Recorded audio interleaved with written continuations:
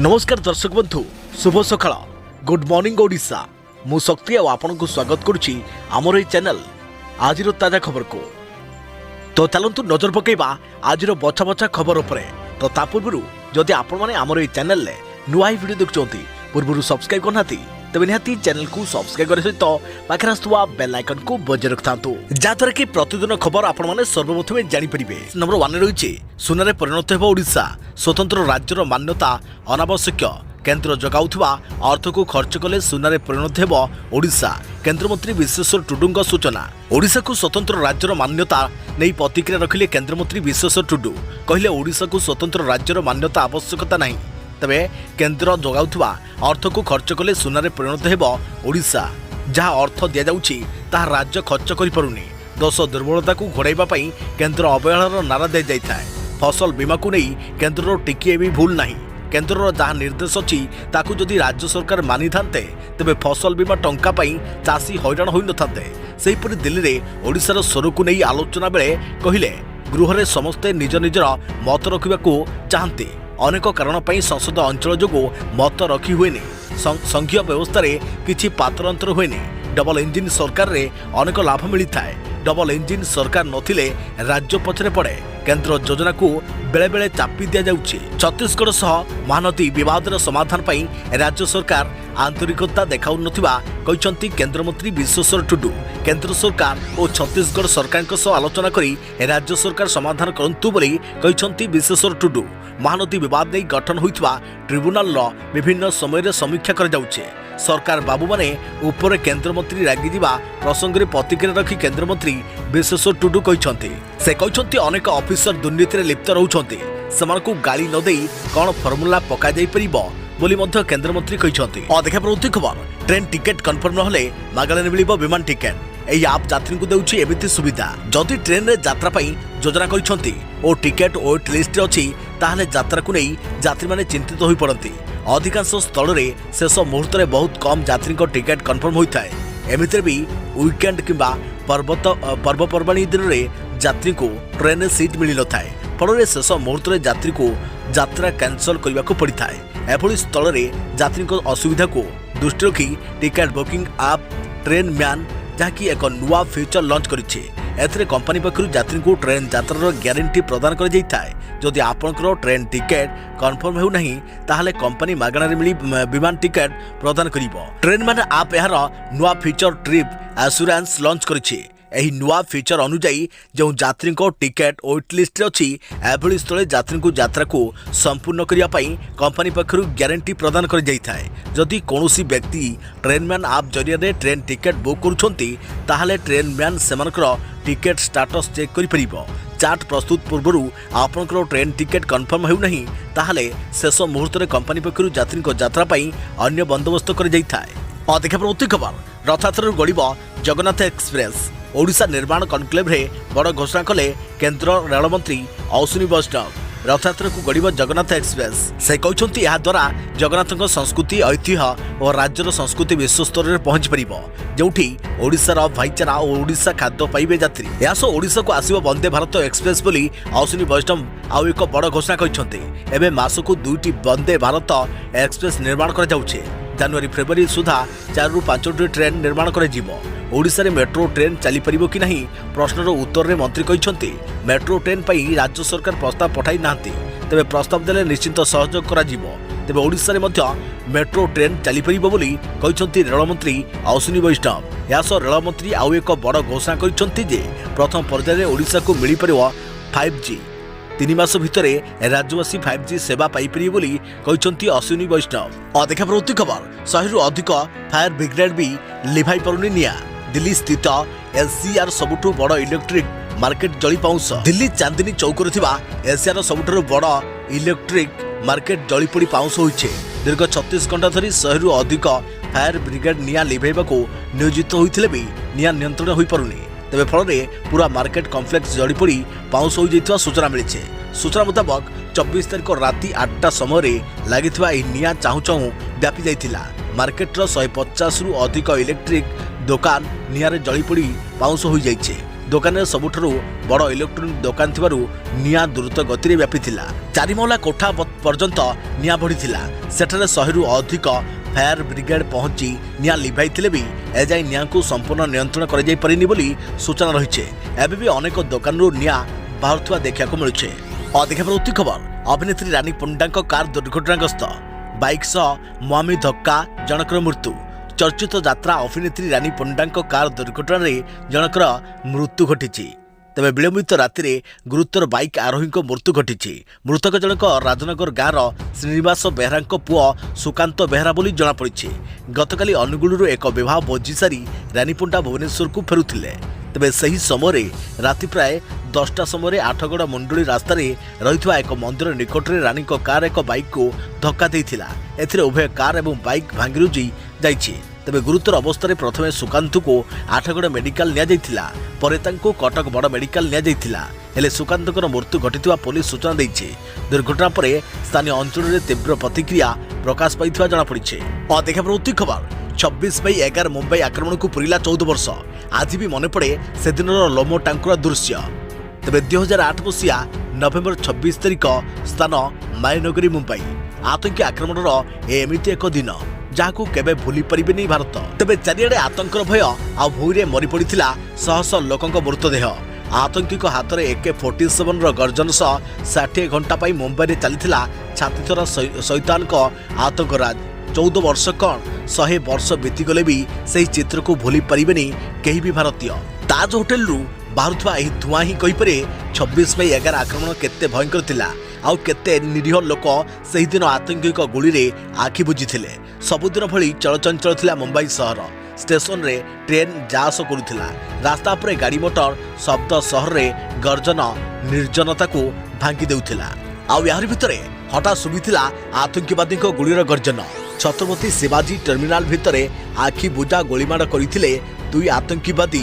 ଆଉ ସବୁଦିନ ପାଇଁ ଶେଷ ହୋଇଯାଇଥିଲା 58 ନିରୀହ ଲୋକଙ୍କ ଜୀବନ। ଆତଙ୍କବାଦୀ ଅଜମଲ ଆମିର କସାବ ସହ ଇସ୍ମାଇଲ ଖାନ ମିଶି ଏହି ଆତଙ୍କବାଦୀ ଆକ୍ରମଣକୁ ଅଞ୍ଜାମ ଦେଇଥିଲେ।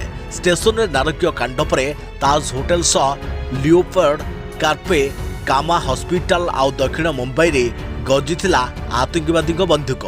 ରାତି ଯେତେ ବଢ଼ୁଥିଲା ମୃତ୍ୟୁର ସେତେ ଅଧିକ ଖବର ସାମ୍ନାକୁ ଆସିବାରେ ଲାଗିଥିଲା। ଅଧା ରାତି ହେଲା ବେଳକୁ ତାଜ ହୋଟେଲକୁ ପୁରାପୁରି କବ୍ଜାକୁ ନେଇଯାଇଥିଲେ ଆତଙ୍କବାଦୀ, ଯେଉଁଠି ଅନେକ ଲୋକଙ୍କୁ ବନ୍ଧକ ରଖିଥିଲେ ଶୈତାନମାନେ। ବନ୍ଧକ ଥିବା ଲୋକମାନଙ୍କ ଭିତରେ 7 ବିଦେଶୀ ନାଗରିକ ମଧ୍ୟ ରହିଥିଲେ।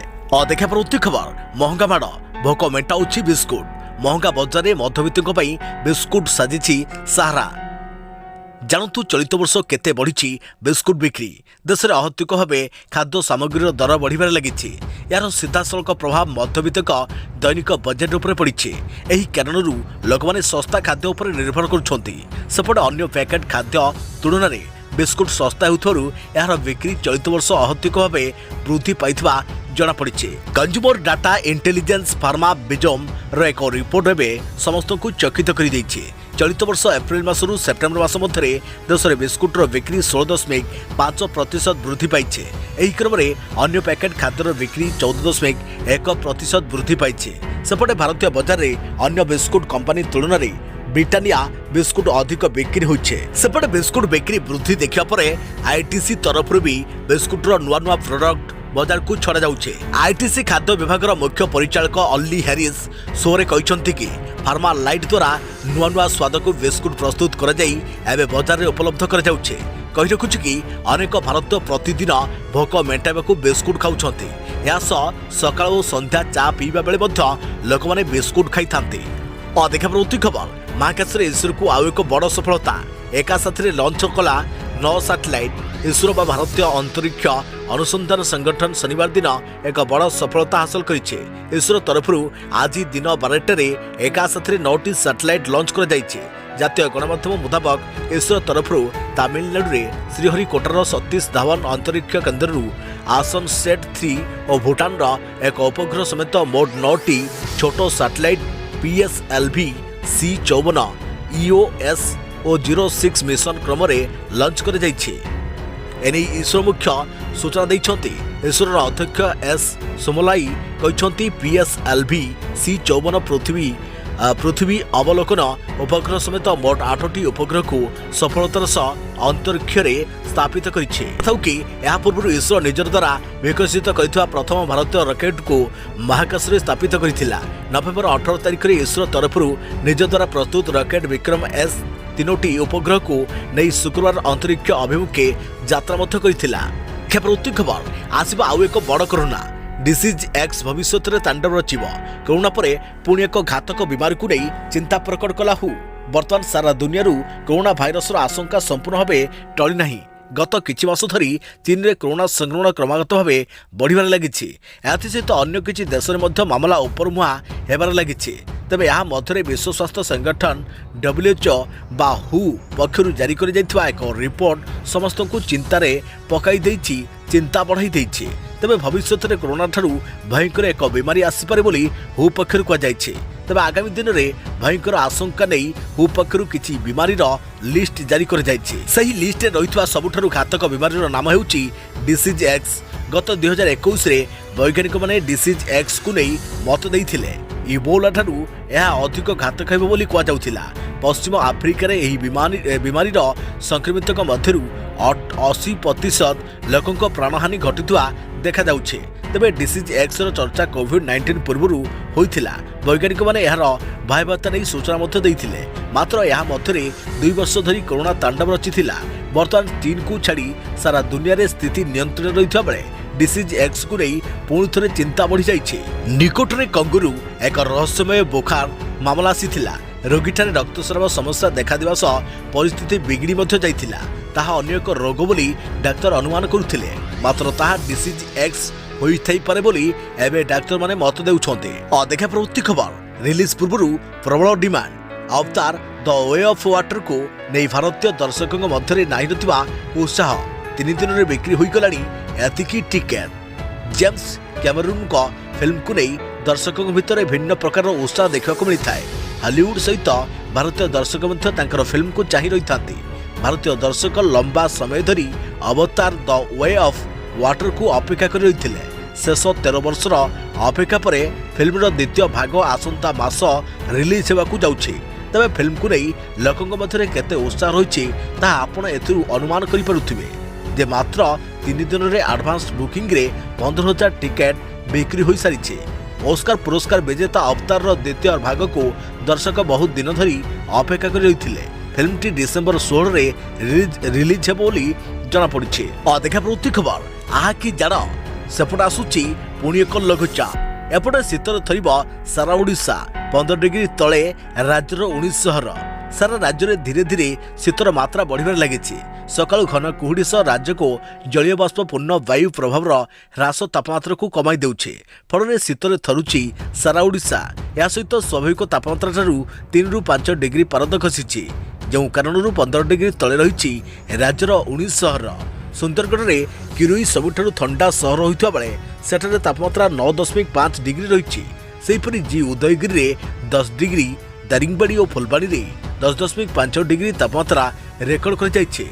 एतद व्यतीत भुवनेश्वर में 14.5 डिग्री और कटक में तापमात्रा 15 डिग्री रही। तेज आसंता 3 दिन पर्यंत तापमात्रा आहरी ह्रास पाइब बोली आंचलिक पाणीपाग विज्ञान केन्द्र पक्षरु सूचना दी जाइछि। सेपटे पुणी एक लघुचाप आसवा नहीं सूचना रही। तेबे ए विशेषकर पहाड़िया अंचल में अधिक शीत अनुभूत हेब। कोरापुट, कंधमाल और सुंदरगढ़ में अधिक शीत पड़वा सह घन कुहुड़ी हेबार पूर्वानुमान करिछि पाणीपाग विभाग। सेपटे उत्तर पार्श्ववर्ती दक्षिण बंगोपसागर में एक घूर्णिबलय सृष्टि होइछे जहाँकि आज लघुचापर रूप नेबार संभव रही। तेबे मात्र यार सीधासलख प्रभाव ओडिशा पर पड़िबो कि नहीं एपर्यंत जनापड़ी नहीं, जहाँकि परवर्ती मुहूर्त में बात्यार मध्य रूप नहीं पारे बोली जना पड़ुछे। तेबे एबे जहाकु नहीं पाणीपाग विभाग सूचना देइछि। देखा प्रवृत्ति खबर जन्मनेला लांज थिबा कन्या। जन्मनेला 6 सेंटीमीटर लांज थिबा एक विरल कन्या संतान। डॉक्टर भी होइगले ताजुब। अनेक समय समाज में किसी अजब प्रकार शिशु माने जन्मग्रहण करिथांती। बेले बेले 2टी जमज संतान को मुंड लगी देखा मिलता है। तेबे 4टी गोड़ थिबा 3टी हाथ थिबा शिशु मध्य जन्म नैथिबार उदाहरण रही। तेबे यहाँ मध्य एक आश्चर्यजनक खबर सामना आसीचे। याकु नै डाक्तर मानक निद उड़ी जाइछे। तेबे सूचना मुताबक लांज थिबा एक कन्या संतान जन्म नैछे। उक्त नवजातर लांजर लंब 5.7 सेंटीमीटर रही बेले व्यास 3.5 मिलीमीटर मध्य रही। तेबे उक्त लांज उपरे सामान्य केश रही बेले तार शेष अंश बल परी गोलाकार मध्य थिला। तेबे लांज भितर हाड़ रही कि ना से नहीं डाक्तरी टीम को कौन प्रमाण मिल पारि नहीं। तेबे मेक्सिको एभली एक दुर्लभ घटना सामना आसी। शिशुटी पाखापाखि 6 सेंटीमीटर लांच सहित जन्म नहीं। देखा प्रवृत्ति खबर भूकंप फाटी परे ज्वालामुखी वैज्ञानिक मानक चेतावनी बारंबार हेउथुआ भूकंप केबे भी फाटी परे रूसर एही ज्वालामुखी। गत किछि दिन हेब विभिन्न देश में भयंकर भूमिकंप हेउथुआ जना पड़िछे। फल अनेक घरद्वार भूशुड़ी पड़वा सह शताधिक लोकंक जीवन मध्य जाउछे। एथिसह एही भूकंप कारणरू प्राकृतिक समस्या देखादेवार संभावना रही, जहाकु नै वैज्ञानिक माने बारंबार चेतावनी मध्य देउछन्ते। एथिसहित सेमाने एहा मध्य कहिसन्ति जे एही भूकंप कारणरू आग्नेयगिरी मध्य फाटी जिवार संभावना रही। तेबे रूसर सुदूर उत्तर पूर्व अंचल रे थिबा कामचाट्टा उपद्वीप एक बड़ आग्नेयगिरी समेत 29 छोट छोट सक्रिय आग्नेयगिरी रही, जहाँकि रिंग ऑफ फायर निकट में अवस्थित। तेबे यही आग्नेयगिरी नाम होउछि सिभेलुच आग्नेयगिरी। रिंग ऑफ फायर चाइना एवं हिमालय बेल्ट रे क्रमागत भाव में भूकंप होउतवा जना पड़िछे।